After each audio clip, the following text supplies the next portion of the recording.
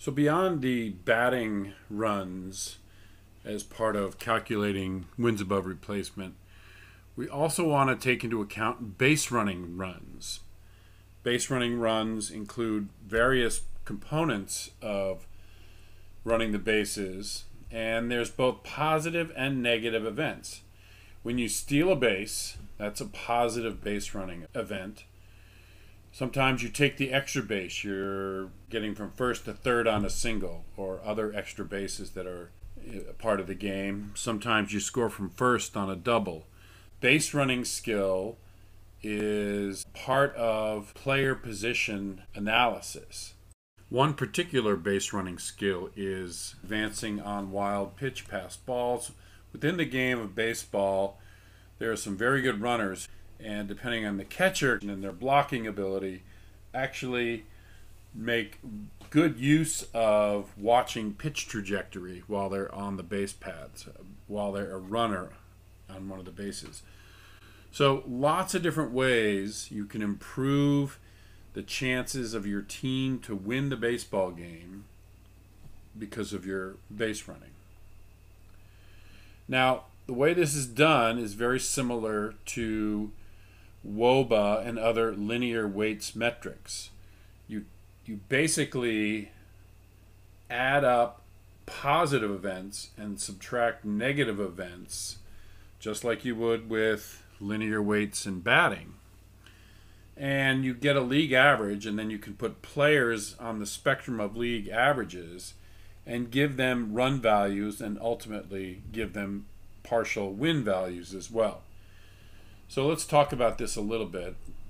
Stolen bases have the real positive value, but even worse is the negative value of caught stealing. It's about twice as bad as the positive aspects of stealing a base. And since it's roughly twice as bad, you essentially have to steal twice as many bases as you get caught stealing to break even. So the break-even point is twice as many stolen bases as caught stealing, and that's around 67 to 70% success rate. So that's the break-even point. If you have a base runner who doesn't have the speed or skill or talent to really get to 70% success rate of their stolen base attempts, then they probably shouldn't be attempting those stolen bases, because they would get too many caught stealings and actually hurt their team more than they're helping their team. So here's a little rule of thumb. 20 stolen bases without being caught is much better than 40 stolen bases with 20 caught stealing. The same result is 20 bases plus 20 bases in both these scenarios. But one, there's no negative impact. The other one is essentially neutral. It's almost neutral. So there's a huge difference between these two scenarios. Bottom line, you want to make sure you're going to be a successful base stealer, because the penalty of making it out by caught stealing is just so great. So this is all factored into our base running runs. The accumulation of the stolen bases that a player gets, and the caught stealing as well. So here is Adrian Beltre in 2004. Remember, this is one of the better seasons of all time, especially recently. As a batter, well, how did he do as a base runner? Well, there's three components to base running runs here. One is UBR. Now, UBR is the value from taking extra bases. So if you go routinely from first to third on a single, or you score routinely from second base to home on singles, or you score from first on a double, you take the extra base. That's what this is trying to measure.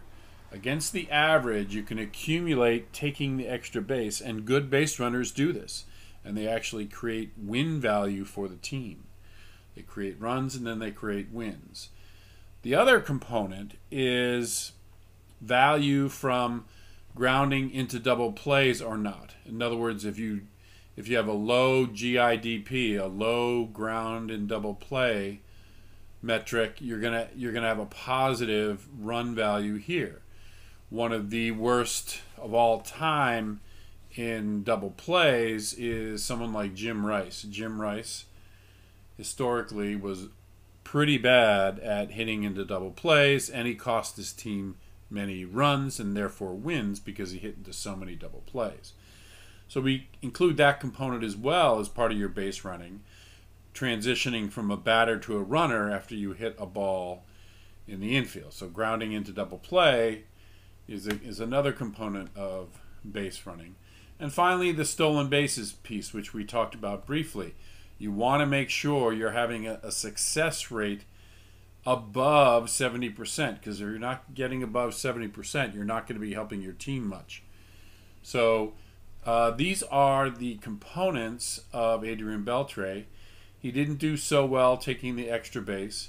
He actually hit into more double plays than average, so this was a negative term. And he had a slightly positive term because his success rate was about 77%. So he has a slightly positive term here. But overall, his base running is minus 2.2 runs in 2004. So we can do this for all players, essentially measuring the value that that player has with their base running to the team winning games. Real base running value.